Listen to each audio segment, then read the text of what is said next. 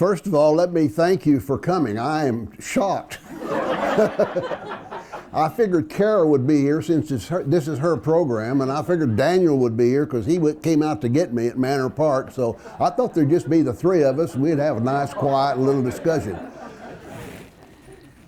And it's kind of hard, I'll have to admit, to condense 90 years into 20 minutes. So if I start running much over 20 minutes, you all, whatever the preacher does when people start running over and looking at their watch and getting up and leaving, you all just feel free to do it. It doesn't bother me at all. First of all, my name is Robert Lee Boothe. I was born August 6th, 1927, which was a Saturday, in Shreveport, Louisiana. My father was employed by Halliburton Cementing Company. We moved a number of times before I started to school. We moved from Shreveport to Los Fresnos, Texas. Anybody know where Los Fresnos, Texas is? It's way down in the South Texas, about 20 miles from Port Isabel. We moved from there to Kilgore, Texas, Longview, Texas, where my sister was born, and I started school. We moved from there to Kilgore, Texas, and we moved from there in 1941 to Midland, Texas. And we were here for a little over a year because World War II came along and they took my father, and my mother and sister and I moved to Oklahoma, which I must confess you Longhorns, I call home. But anyway, when I moved to Midland in 1941, the old red brick church that you can see in the pictures in here in the history place was there, and that's where I went to Sunday school and church. And I thought we were members, but Linda has searched the church records and she wasn't able to find it. But what I think happened is that we were here, we moved in June of 41, and my mother probably was reluctant to move our letter because, we weren't sure how long we were going to be here, and sure enough, we weren't here very long. So I suspect she didn't move the letter, so that's why you couldn't find me as a member. But one particular person in my Sunday school class that I'll always remember, and a lot of you will remember, Monajo Glass Johnson. She was with me in the 8th grade Sunday school class in 1941. Our favorite pastime was sliding our feet on the wool carpet in the Sunday school class and popping girls on the ear.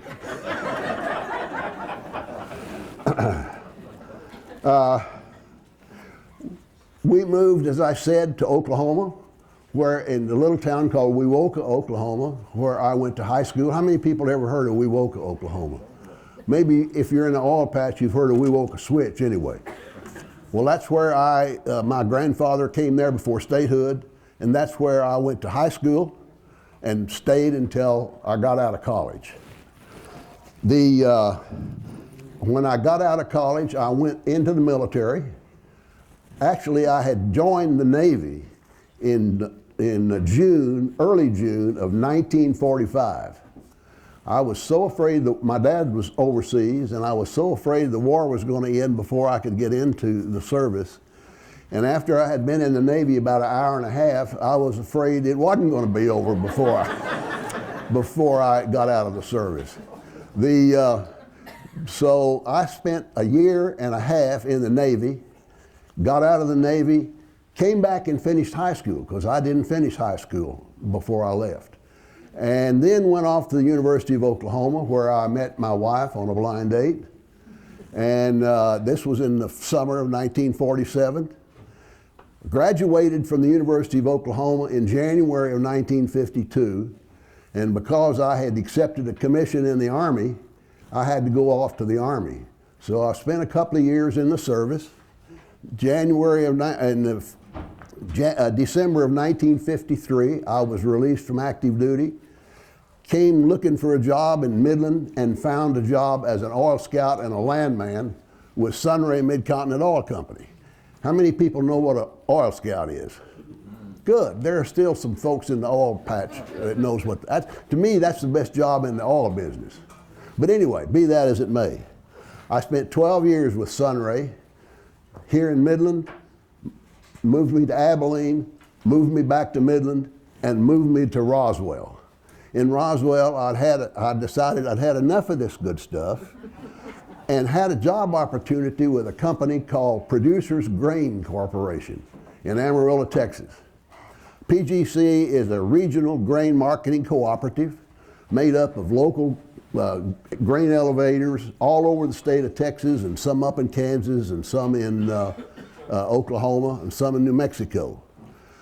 My job was to maintain liaison with all those country elevators. The first year of 1945 with PGC, I drove 98,000 miles.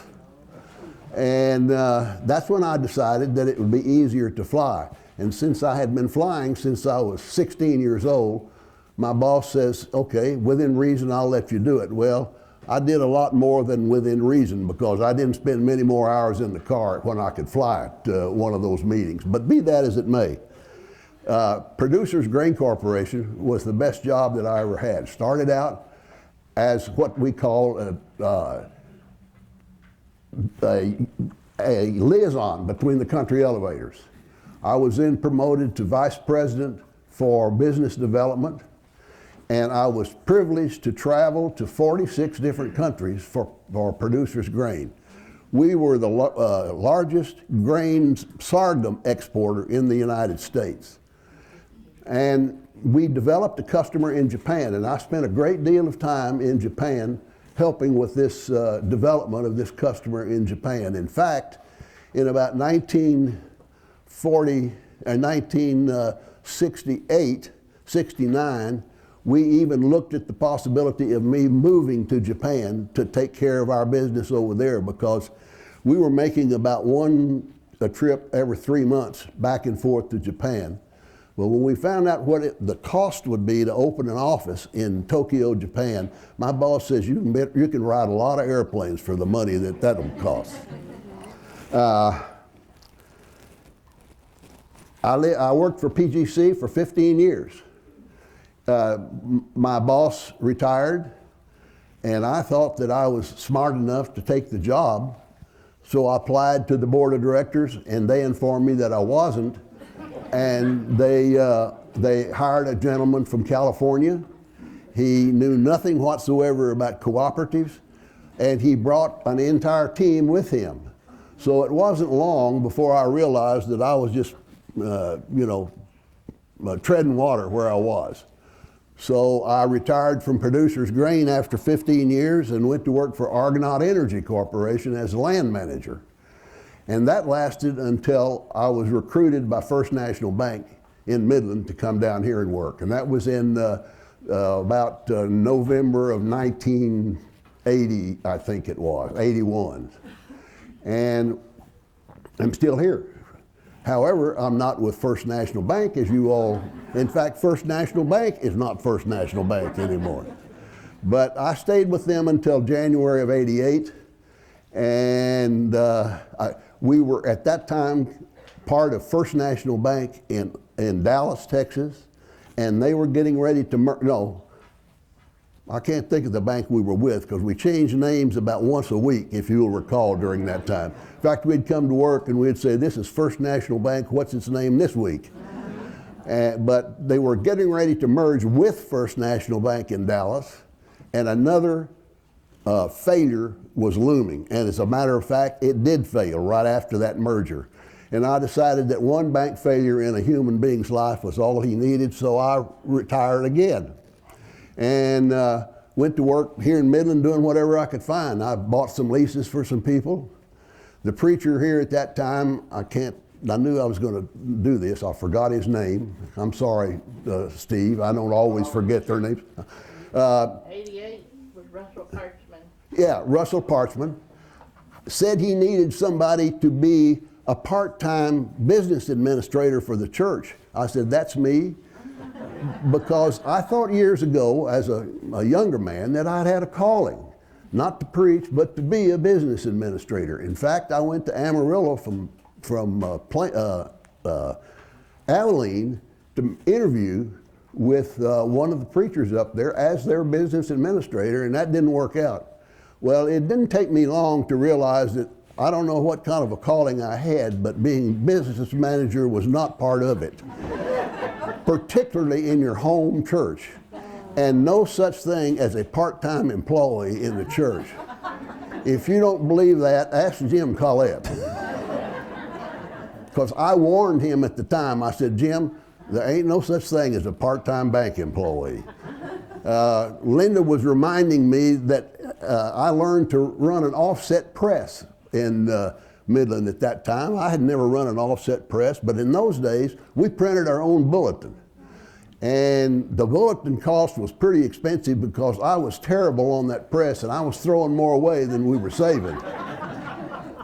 And I think the problem with my throwing away, we decided that it would be cheaper to have it printed someplace else. But anyway, I enjoyed my stay here.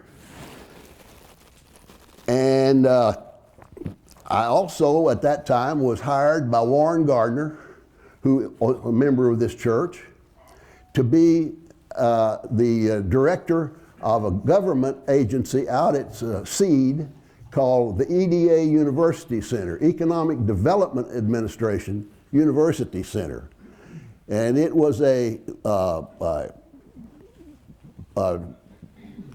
center that was funded by the federal government. We had a $100,000 grant each year. And we helped local communities do everything. If they needed a water system, we did a study to help them decide about a water system or streets or that sort of thing. And we had customers from El Paso all the way to, I don't know, Sweetwater, someplace like that, and then down south to about Brady. And I did that for about 7 years, and in doing that, since we were the only ones out there, they made me the director of that building. In other words, somebody come in and want to rent the building, I just rented them the building. Since that time, that facility has really bloomed and become a real asset to the university. It wasn't much but just a building while I was out there. That lasted until about 1998, when I decided that I had worked long enough and decided to retire, and my wife and I were going to travel. I had been a dog show judge since 1973. And in that position, I traveled all over the United States. Unfortunately, I was going by myself and I was tired of that. So Ellen, who was working at the downtown library, decided to retire also. So she did, and we did travel some. Then when she became ill, it kind of cut my travel out, and so I resigned dog show judging and have just been sitting around Manor Park twiddling my thumbs for since about, I don't know, 2011 or 12. And let's see, I made a list. I don't want to forget anything. And I love Manor Park. If you've never been out there, you really ought to go. It's incredible. Excuse me, I get teared up every once in a while, so forget it. But anyway, Manor Park is terrific. We lived in a 3-bedroom house. Anything we wanted, all we did was pick up the telephone. Our water heater went out. Okay, an hour, they would have replaced your water heater. How many of you owning your own home can say that about your plumber? Light bulbs, they even changed. But when she passed away in 2011, I ratted around that 3-bedroom house, ate lunch at the dining room or ate supper at the dining room in the Wallace building, and fended for myself the other 2 meals. And I had housekeeper once a week, but they didn't make my bed or do my laundry or things like that. So I read the brochure on Helen Greathouse Manor They not only do your laundry, they vacuum your room every day. They make your bed. I thought, man, that's for me, and 3 meals a day. So that's what I did. And year before last, I sold my house and moved into Helen Greathouse Manor, and it's terrific. It really is. I realized also, there by myself in that 206 Helen Greathouse where I was living, that I missed companionship, missed somebody to talk to. Now, we don't do a lot of talking at Helen Greathouse Manor. The guy who sits next to me at dinner is 101 years old and deaf as a post. And so if you want to talk to him, everybody in the dining room hears the conversation, which is neither here nor there. And I had another strange revelation while I was there. I used to think that 90 was old, but now I'm about the youngest guy in the room most of the time. Oh, me. And also, I'm surprised that at my age I can take on new things. I love computers. I love my cell phone. I love music. I was raised on Glenn Miller. How many people remember Glenn Miller? Well, I played in a dance band in high school, and our book was all Glenn Miller charts. And believe it or not, I am a fan of Bruno Mars. How many people know who Bruno Mars is? Fewer than the Glenn Miller, believe me. So if you don't know who he is, ask your teenage friend. So, I'm learning a lot of things about myself. Well, that pretty well takes care of my life up until today. But I thought that you might, how am I doing? I'm right here. You're doing good. Okay. You're at 17 minutes right now. Throw a rock at me when I get. I thought you might like to hear a little about my travels with Producers Grain. It was an astounding job. My boss pretty much let me do what I wanted to do. I went on a lot of junkets that were sponsored by the Department of Agriculture, by the U.S. Feed Grain Council, and then went out just on my own a lot because I would get a message from somebody that, why don't you go talk to so-and-so in Spain? Or why don't you go talk to so-and-so in some country? I would usually try to make 2 or 3 countries at one trip, just so I wouldn't waste that much Producers Grain money. As I said, we did most of our work in Japan. So I really didn't have much to do there as far as development of the business goes. I did do a lot of travel in some of the smaller countries. In fact, while I was in Algeria, I met with the representative, the member of the Ministry of Agriculture, and he says, well, we might need some feed grains, but what we need, and he named a couple of projects, and I said, that would be great. I wish I had the capacity to do it, to build for them. And the more I thought about it, the easier I thought it would be to put a group together to maybe even bid on some of these projects in these developing countries. Because they had, most of them, particularly Algeria, had a lot of money and not much skills. For instance, Algeria was floating in money. They had just made a contract with, I think it was El Paso Natural Gas, to buy their liquefied natural gas that Algeria was producing. And El Paso had already built 2 of these billion-dollar tankers to haul this liquefied natural gas to the United States. And about 1980, 86 or 87, El Paso canceled the contract because Algeria would never stay still on a price for the gas. Every time they'd get ready to do something, the price would be different, which was typical of those Arab type countries. They had a hard time deciding on things, but when Algeria changed the price the last time, El Paso Natural Gas canceled that contract. And everything in that country shut down. I mean, everything. There were hundreds of expats over there working for Sonatrach, which is the Algerian oil and gas company. And a lot of them lost their jobs. A lot of the subordinate companies, Halliburton, Schlumberger, they all lost their jobs. But we had these two $13 million projects working, and I couldn't just pull up stakes and leave because we had some money tied up in it and I was trying to get it back. So I had an office in Algeria from 1973 until 1980. And since they'd pulled our contract and we weren't working towards the final end, we started doing whatever we could do. Believe it or not, our company was the distributor for Kellogg cereal in Algeria and what's the country right east of Algeria? No.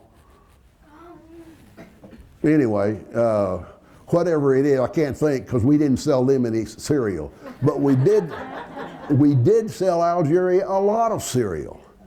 And the American women who were still in Algeria used to come to me and say, Bob, I wish you could see these French ladies and these Algerian ladies come up to us and say, how do you cook Wheaties? What do you do to Cheerios to make them good? And it was interesting to hear them talk about it. We sold things that we didn't normally sell. We sold, producer's grain was in grain sorghum principally, wheat second, and then corn and soybeans after that. They exported all of those products, but grain sorghum was our big product. And we had a contract for white beans. I bought white beans from people up in Minnesota and shipped them to Algeria, and I didn't know what they were doing with them, but I managed to get the contract, and so I would bid on anything they were looking for just to keep our office open.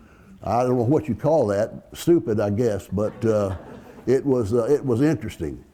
Now one of the things that I debated about telling you was we had a contract with the Ministry of Agriculture to build a horse facility. They wanted to bring back into production the breed of horse known as B-A-R-B, Barb. Those of you who are horse breeders have probably heard of the Barb horse.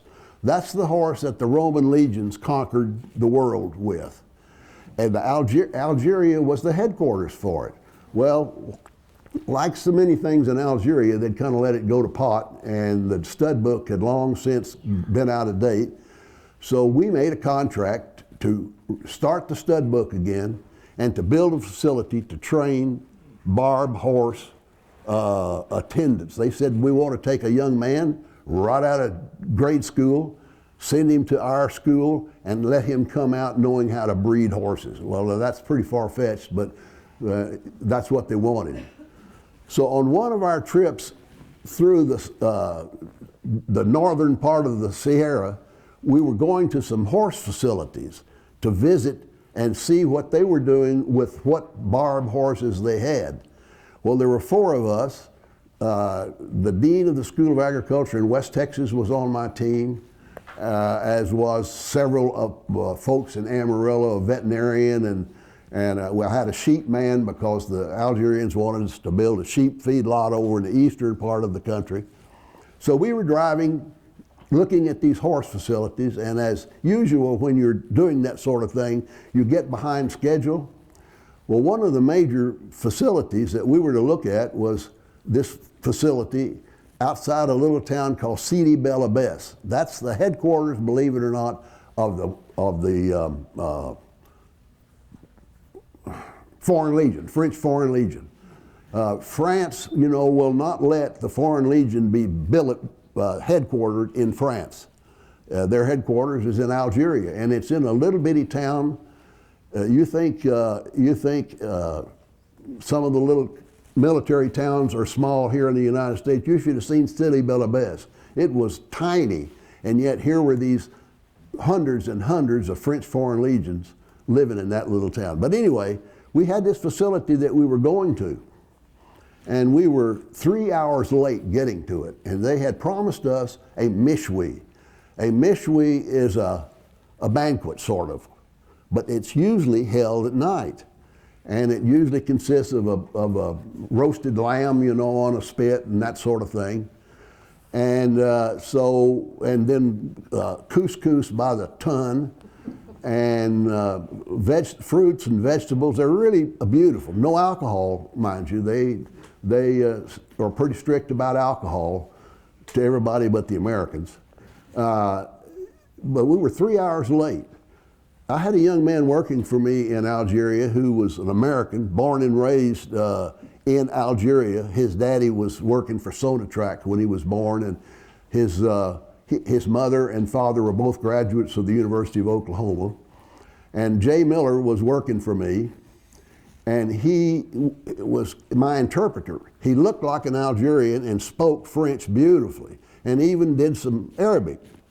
But we pulled into the parking lot, and the guy at the building came out and welcomed us and talked about what they had planned for us. And as I said, we were 3 hours late. We had supposed to have been there at 1 o'clock, and it was 4 in the afternoon before we got there.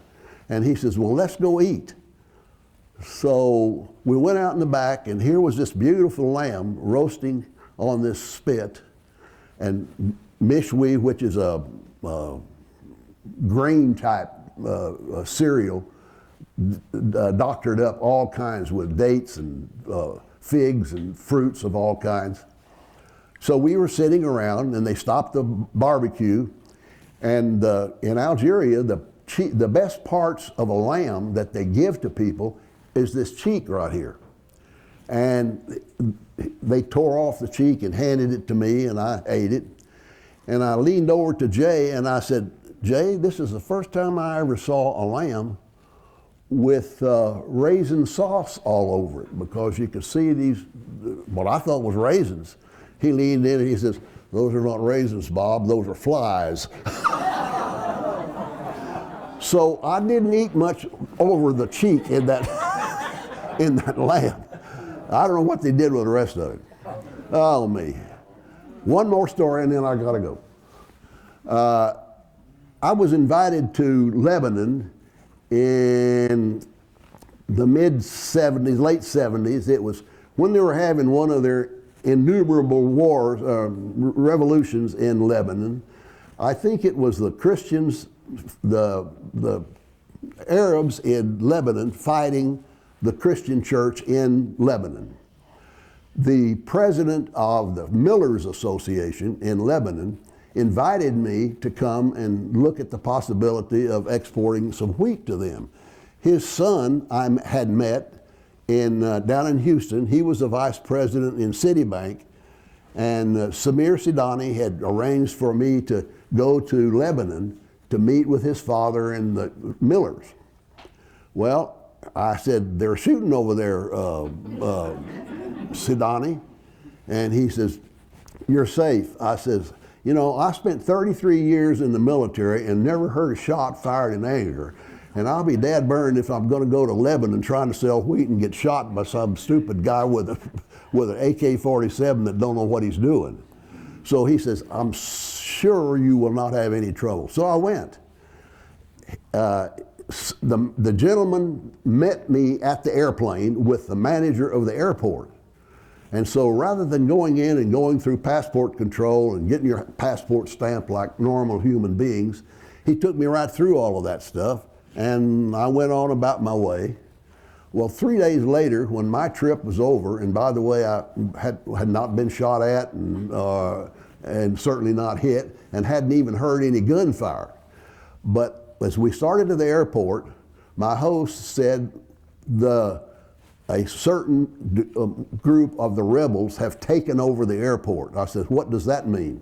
He says it means that you, instead of dealing with uniformed people in the airports, are going to be dealing with people who don't know what they're doing. But they'll take care of you, don't worry. Well, the first problem we had was they had a roadblock set up about 3 blocks from the airport, and I had to carry my suitcase 3 blocks into the airport. And the United Nations had a group of troops in Algeria, and in Lebanon, and that particular day was the day they were changing. There was one group leaving and another group coming. So I finally managed to get to the checkout, checked my bags, went down to passport control, and here was the line about a block long. mostly of United Nations troops.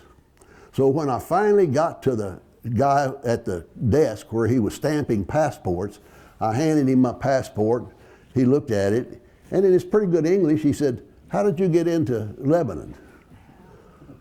I thought, uh-oh. I told him who the manager of the airport and who this guy was. It made no sense whatsoever. And I said, they were calling my airplane about that time. So he said, "I'm going to have to detain you until we can determine how you got into Lebanon." And I said, "Can I talk to your supervisor?" Well, his supervisor was right on the other side of a glass window, right around the corner. So he went in, and I could see him talking. The supervisor did have a uniform on. So in a minute, he came out, and he said, "Mr. Boothe, how did you get in the country?" And I told him. And he frowned and didn't say anything. And he says, "Well, come with me." I could just see myself in a Lebanese jail with, the firing squad because I was there as a spy or something. But anyway, we went in, and he got on the telephone, and he talked, and he says, "Okay, just a minute." And he slapped my passport down on the corner of the table. And he got up and left. And of course, the guy that had brought me in was busy checking out people. I looked all around, picked up my passport, stuck it in my pocket, walked out the door, walked up the ramp, and got on the airplane. And until that airplane went wheels up, I kept expecting to be jerked off the airplane. So anyway, that brings me to today. I'll be glad to answer any questions that Carol will let me. And it was a pleasure talking to you. I got lots more stories, but not enough time to tell them. Oh, thank you so much. Yeah, we can go ahead and get him now. All right, Bob, I've got a few questions for you because I know you spent a lot of time with the First Methodist Choir. And so in thinking back about your memories and experiences with the choir, is there anything that really stands out? So special events or experiences with the choir? Well, I think one of the most fascinating choir experiences I ever had was not just a church choir, but any choir. When Tom Vozella took the choir to Washington to play for President Bush's final dinner, the Christmas of whatever his last Christmas was there. It was the most incredible trip I ever took. We sang in the East Room for about an hour, and it was the first day of the Christmas decorations in Washington that was open to employees, and not the public. These were employees of the various departments. And there were a zillion people walking through looking at those beautiful Christmas trees and the beautiful Christmas decorations. And then that evening, we were to sing in an entry hall where President Bush was having this reception for the people who had helped elect him to the presidency. And I think half of Midland must have been there. I'm serious. Everybody was there. And so we sang again for an hour. And before we got through, President Bush and Laura came out and stood with us and thanked us. Tremendous, tremendous. And that's the best experience I ever had with a choir.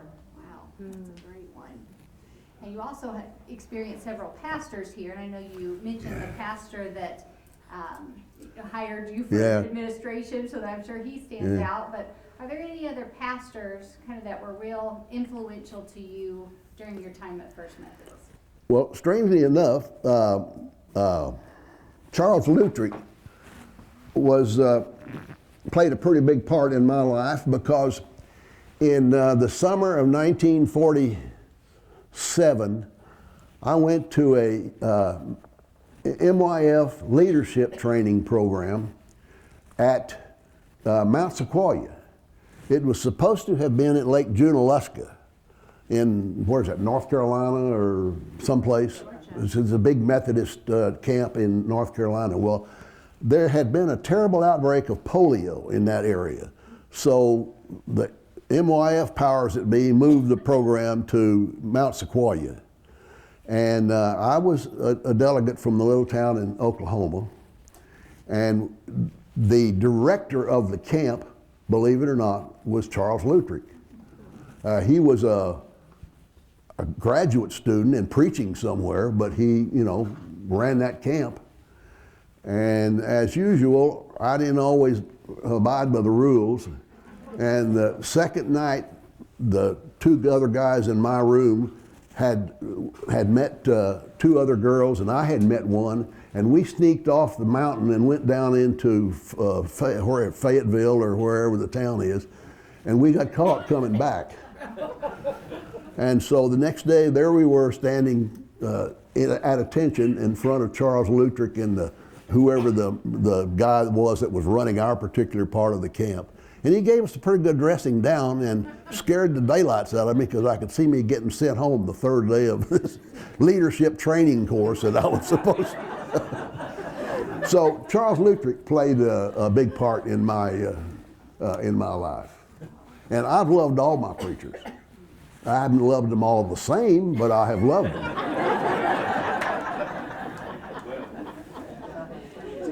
That's a good answer. I knew you came at 14, right, to Midland for the first time? Yes. And then returned again. Yes. Can you think of, what were your impressions of Midland? Boy, I came the summer of '48. I worked for Humble Pipeline over in Odessa, their Odessa office, scrubbing valves all summer long. And there's only one thing worse than scrubbing old, rusty, oily valves all summer, and that's chopping weeds all summer. And so, but anyway, I did. The next summer I came back and worked for the production department out of the Andrews office. And the next summer I came back working as a roughneck on Rig 34 up at Level Land or somewhere, because we drilled the Discovery well in the Level Land field in 48, 49. In fact, the third day on the job, we set our rig on fire. They were welding in the shale shaker, and some stupid drilling superintendent had not bothered to tell them not to weld because we were coming out of the hole after a drill stem test and it was blowing and all of that sort of stuff. Not serious, but they had a record going. They were their rig had the longest non-loss of energy record of any rig that Humble had. And it turned out our derrick man was afraid of that line that ran out to the corner of the lease.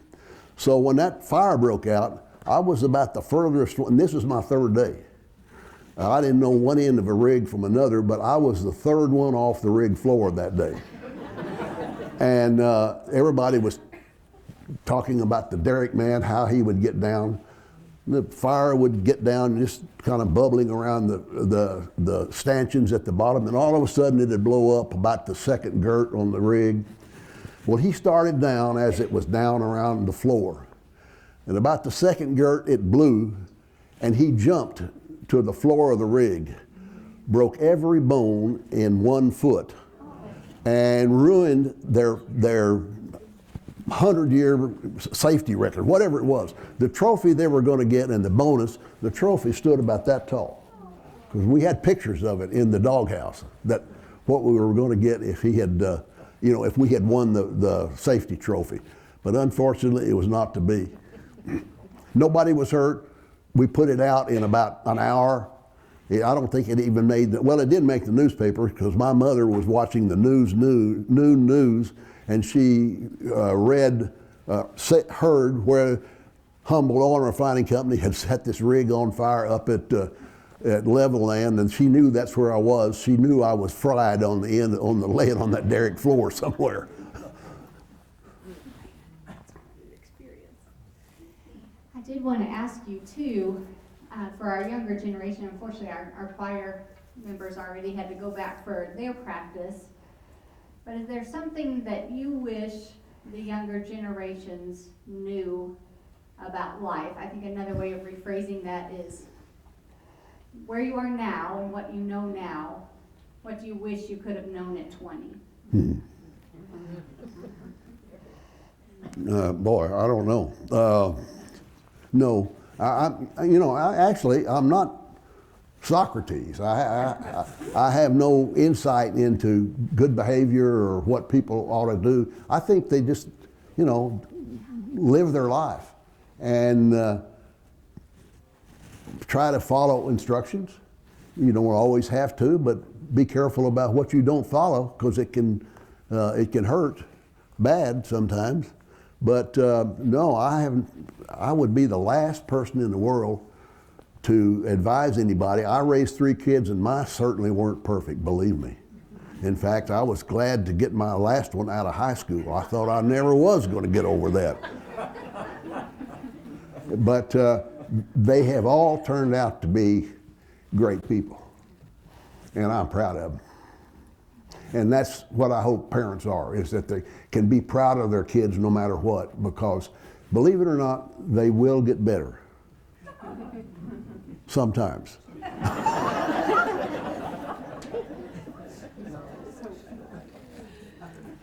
We have 15 minutes left, and I know sometimes a question is sparked as he's talking, so I do want to ask for anyone out there who might have a question, and can I say this in the kindest way possible? Sometimes there's a tendency that when someone in this format has a question, it's really to share their own story. This is not the format for that. If you have a question, a brief question for Bob, I'd love for you to ask that. I know that he did a lot of dog shows and everything. What breed of dog did he, I've heard him talk about his dog shows, but I don't know what breed did you have a specific breed that you judged? Or? I started breeding in 1963. Ellen and I bred together, and we were in Beagles. We moved to Roswell in September of 1963. I had vacation, and she had to go to work. She was teaching there in Roswell already. And I read the newspaper, they were having a dog show. And I'd never been to a dog show in my life. And so I went to the dog show after my kids had gotten off to school. And it was incredible. I fell in love with it. It was like a kid at the circus. I went home at noon, and she came home at noon, and I said, "You've got to go back with me. This is the most incredible thing I ever saw in my life. We got to do this." So she didn't go back with me then. When school was out, she did go back. And at that time, we were doing what they call the groups, which are the 7 different groups of dogs. They judge them all together: hounds, sporting, terrier, etc. And so we did get to see groups together, and she fell in love with the little beagle that won the group that night, the hound group that night. We met the lady. She was a Roswell native. Her husband ran a plumbing supply place there in Roswell. And she and Carol fell in love with each other. They hit it off. And Ellen became the partner in her with that one beagle. And the dog was a little shy in the ring. And so Carol, our partner, asked me if I would show it. I'd never shown a dog in a ring before, so I started showing that dog and enjoyed it. And so we started breeding beagles. And we bred beagles for 10 years. I didn't have any tremendous success. I did have the top producing bitch one year in about 1968 or something like that, which is, that means the one who produced the most champions throughout the year in their litter. And that was nice for us. Well, about 1973, I got tired of dragging dogs around to dog shows and getting up at 4 o'clock in the morning and driving to Denver and then coming home that night. So I applied to judge with the American Kennel Club, and I was started out in the hounds, Kay. Beagles was my first breed, and at that time they'd only let you add a breed or two at a time, and you had to judge a certain number of times before they'd let you apply again. But I eventually got all the hounds, and I had an Irish setter as a kid and loved her. And so the next thing I applied for was sporting breeds, and I got all of those. And I was in the process of getting the herding breeds. I was just ready to apply for the herding breeds when I decided my body really wasn't up to any more traveling as much as I was. And I had a hard time standing and a hard time walking and getting through airports, so I said, the heck with this, I don't need this. So that's when I retired. I'd just like to bring out one point that Bob didn't know about himself. It was back in the probably 60s, Bob, that we had these missionaries here from Sweden. And you and Ellen went on vacation for 2 weeks and turned their home over to this couple for 2 weeks. They were an African. We're from Sweden. They weren't African. They were, yeah. Yeah, and I know we got to be friends with those. And when Jerry and I were on a cruise one time and we went to Sweden, we looked them up in that town, but they were not home. But they were still there. But they gave their home to this family for 2 weeks. That was longer. That was the 2 weeks that Ellen and I went to Kerrville to East Stanley Jones Ashram. Okay. So that was a tremendous experience for all of us. I still have the little coffee spoon that had been made by some African native by twisting silver around and pounding out a spoon. And I left a lot of things over at 206 Helen Greathouse when I moved into to the Helen Greathouse Manor. But I made sure I took that and some other mementos. But yes, I had forgotten that, Lois. And I tell you another thing, we have in this church, I think, a tremendous Boy Scout group. In about 1961 or 2, when we came back here from Abilene, Lois's husband Jerry and Ole Hedrick were the scout leaders. And I can remember laying on my back in the Hedrick's backyard looking at the stars and them telling us about them. Incredible. And my son, oldest son, still is fascinated by stars. He's got a telescope that's about as big around as that table. And he comes here with it all the time so he can see. He lives in Dallas. And he says, I can't see the sky in Dallas. So he brings it out here every once in a while, but he still has an interest. We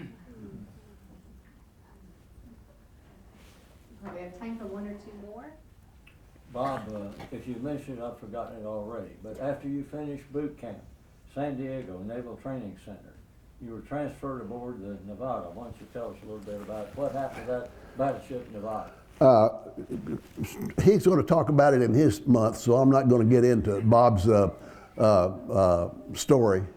But I graduated from boot camp in August, right after the bomb at Hiroshima. And I was sent to Long Beach for about 3 weeks and worked in a garbage detail in the big composite dining room down there. Fed about 3,000 people a day. Greatest job I ever had. It really was. I learned there what a honeydew milling was. I had never seen a honeydew milling. We got all of the produce back through that area where the garbage detail did its work, but that wasn't garbage, they were being fed. And we liberated a couple of honeydews one time. And one of the guys on my group showed me what a honeydew was. Man, they're great. I love them. Be that as it may. I worked there for about 3 weeks, and then I was assigned to the USS Nevada. The Nevada was the only capital vessel during the bombing of Pearl Harbor that managed to get underway. All the other battleships couldn't move, but the Nevada got underway.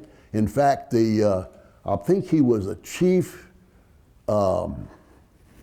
carpenter's mate, was the highest ranking person on the Nevada that day. Because back during pre-war, when you pulled into a port like Pearl Harbor, everybody took off. The only thing they did was keep a watch on the ship so somebody wouldn't steal it. But he was the highest rank of anybody on the Nevada, and he managed, along with a second or third class motorman, to get the Nevada underway. And it had been heavily damaged, and so the powers that be ordered it beached before it sank in the channel, and the regular fleet, the carriers that were out on maneuver, couldn't get back into Pearl Harbor. And in fact, if you've been to Pearl Harbor, I never have, but if you've been there is a place called Nevada Point, and that's why it's called Nevada Point, because that's where they beached that ship. She was taken to someplace and refurbished, and when she came back into service in about, I don't know, 1944, 43, putting new engines in it and getting it ready for war again cost twice as much as the original hull cost of the Nevada when she was built in 1930 something. But anyway, she had a very admirable service record throughout the South Pacific. I wasn't on her. I didn't get on her until about October of 1945. But we did make one trip to Pearl Harbor to bring back troops from the who had been brought in from the Pacific and dumped there in Pearl Harbor. And there must have been, I don't know how many millions of guys there were trying to get home. But anyway, we picked up a bunch of Air Force or Air Corps guys who had been on Tinian Island for 3 years. Those were the scruffiest looking bunch of guys I ever saw in my life. And of course, we tried to assign them billets when they'd come on. There must have been 500 or 600 of them. They wouldn't go below decks. They all camped out on deck all the way back from Pearl Harbor to Long Beach. And some of the biggest crap games and poker games I ever saw in my life were going on. But anyway, we pulled into Long Beach Harbor about a week before Christmas. And we were, the port was so busy, we couldn't even dock. We had to anchor out in what they call Battleship Row. And I don't remember, there was another battleship next to us, and I don't know which one it was. But we had to run a picket around our vessel because these poor guys, Air Corps guys, were jumping over the side because you could see Long Beach. They wasn't more than a mile and a half away. I guess they figured they could swim to shore. But we would pick out 3 or 4 guys a night trying to swim to the shore. But I do remember that USO brought a vessel out that few days before Christmas that had a platform all the way across the top. It looked like a tug or some smaller vessel. And they put on a variety show between these two ships. Man, it was terrific. And that didn't settle for home, but it was better than nothing. And anyway, the next thing we did, we got orders to paint the Nevada with red lead. You all know what red lead is? It's a red paint that's you put it under other paint, and it's kind of a base coat. Well, they were going to make the Nevada the target ship for the first Bikini Atoll test in 1945 or 46 it would be, and so in order to be able to see it, they painted it red. And they had some really strange names for it. I'm not going to tell you what they called them, but the old guys in the Navy really couldn't believe what they were doing. They put trucks, they put howitzers, all kinds of military equipment all over the deck. And I had an opportunity of going with the ship, sailing it to Bikini, being there for the test, and then get out of the Navy as soon as and then they would ship me back to wherever and get me out of, and I'd get out of the Navy. Well, my dad, who had just gotten in from 3 years in France in the war, said, I don't think you ought to do that. And so I didn't. I took the other option, which was stay there and get out when my number was up. But in those days, we had to have X number of numbers to be discharged. And as it turned out, I got out before they did, the folks who were at Bikini. And also, the poor sailors who were at Bikini, nearly all of them have been exposed to radiation because, you know, the government had no idea what they were dealing with. But they didn't sink it either. They ended up having to torpedo it, the Nevada, and it took about 4 torpedoes to sink that sucker. Bob, I have one final question for you. You've had obviously many experiences through life. You've been a father. You've had a That's an experience, all right. adoring life. If you had to sum it up in just a few words, how do you hope to be remembered? As a nice guy, you know, amenable, mostly agreeable, happy, because I am. I'm happy as can be.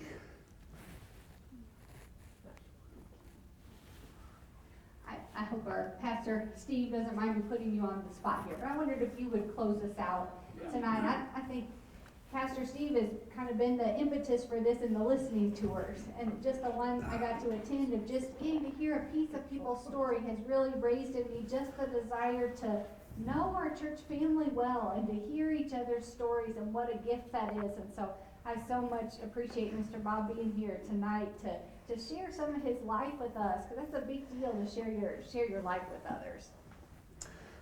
So Bob, you've done a very generous thing for us tonight. Hearing somebody's story like you shared it with us is so important, and we need to take more time to do things like this. And so we are going to be continuing to do this at least once a month for the winter, and then we'll see where it takes it. And y'all have done an amazing thing too, to sit and listen for an hour. How many people do this? Only people who are committed to each other and committed to God do these kinds of things. Stories. We commit to being people who share, who are a witness to each other.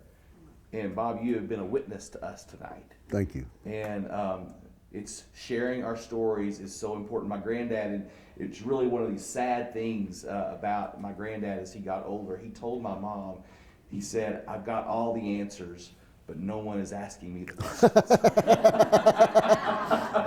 I know, I've had that feeling lots of times. You know what I mean? But it was sad for me because he felt like he had things to offer people, but he had become so isolated with his life that he just didn't feel like he had anybody to tell.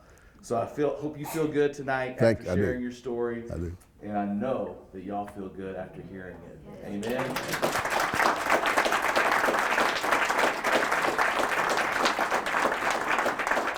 And Kara, I'm so grateful for you and for the way that you follow the leading of the Lord and put these things together, and just for all the ways that you minister here in our church. Aren't we grateful for her?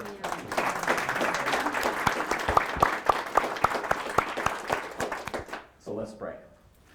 God, we are so grateful for our community here at First Methodist Midland, and for everything that this place and this community has done to shape and form Bob, and the way it has become a part of his story. We give you thanks. And for the way that your grace has filled him to shape us, both for those who have known him for a long time and those who have just met him tonight. I pray that you will continue to allow him to be a means of grace in every person that you place in his path. And Lord, I pray that you will give us the courage that when we are given the opportunity to tell others our story of your goodness and of your love. In Jesus' name. And everyone said, Amen. Good night, y'all.